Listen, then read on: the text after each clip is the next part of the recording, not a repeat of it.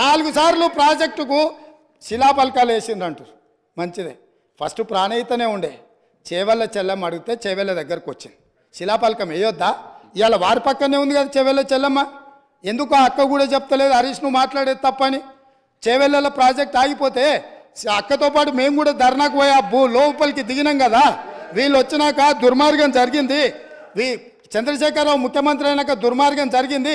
మెదక్ జిల్లాకే పరిమితం చేసుకున్నాడు. రంగారెడ్డి జిల్లాను ఎండబెట్టిండు. చేవెళ్ళ, వికారాబాద్, పరిగి, తాండూరు వరకు ఇవ్వాల్సిన గోదావరి జలాలను చంద్రశేఖరరావు దిగమింగిండు. మల్లన్న సాగర్కి ఆపేసిండని అక్క ధర్నా చేయలే. తమరు కూడా వచ్చింది కదా అధ్యక్ష. ఇవాళ ఎదురుగ్గా కూర్చొని పచ్చి అబద్ధాలు మాట్లాడుతుంటే మా అక్క మా జిల్లా కోసం మాట్లాడతలేదంటే నాకు ఆశ్చర్యం అనిపిస్తుంది. సబ్జెక్టే ఇది. ఆనాడు దీక్షలు చేసి ధర్నాలు చేసి ఆనాడు రాజశేఖర రెడ్డి గారిని ఒప్పించి మెప్పించి చేవెళ్ళలో శిలాపలకం వేసి ప్రారంభోత్సవాలు చేసి 100 కోట్ల రూపాయల పనులు చేసి ఆ పనులను అర్ధాంతరంగా వదిలేస్తే దీక్షలు ధర్నాలు చేసిన శ్రీమతి సబితా ఇంద్రారెడ్డి గారు ఈరోజు మౌనంగా హరీష్ రావు గారిని సమర్థిస్తున్నారు అంటే ఇది తెలంగాణ సమాజానికి మంచిదా అని తమ ద్వారా నేను అడుగుతున్నా అధ్యక్ష. నేను ఆ ప్రాంతం నుంచి వచ్చినాం అధ్యక్ష. వాళ్ళు ఎన్నుకుంటూ వచ్చినాం. మనకు బాధ్యత లేదా అధ్యక్ష?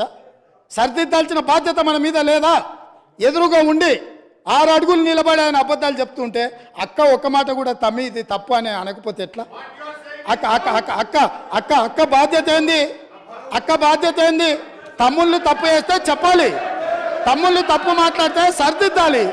కానీ ఆ పని చేయరు.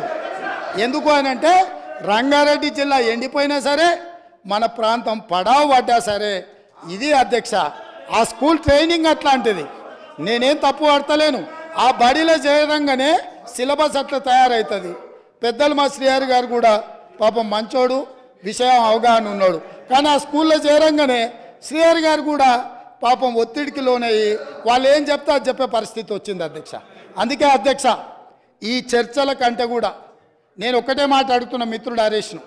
ఆయన ఏం చెప్పదలుచుకున్నా ఏమన్నా చెప్పని జరిగిన తప్పులకు క్షమాపణ చెప్పి ఇప్పుడు ఏదైతే సిట్టింగ్ జడ్జో లేకపోతే రిటైర్డ్ జడ్జో విచారణకు వచ్చినప్పుడు వాళ్ళ దగ్గరికి వెళ్ళి కన్ఫెషన్ స్టేట్మెంట్ ఇచ్చి ఎవరి ఒత్తిడి వల్ల వారి రకంగా ఈ తప్పిదాలకు సంతకాలు పెట్టిండో మంత్రిగా ఉన్నప్పుడు కన్ఫెషన్ స్టేట్మెంట్ ఇచ్చి ఒప్పుకుంటే భవిష్యత్తులో దీన్ని ఎట్లా బాగు చేయాలనో దాని మీద ఆలోచన చేద్దామని తమ ద్వారా వారికి విజ్ఞప్తి చేస్తున్నా అధ్యక్ష.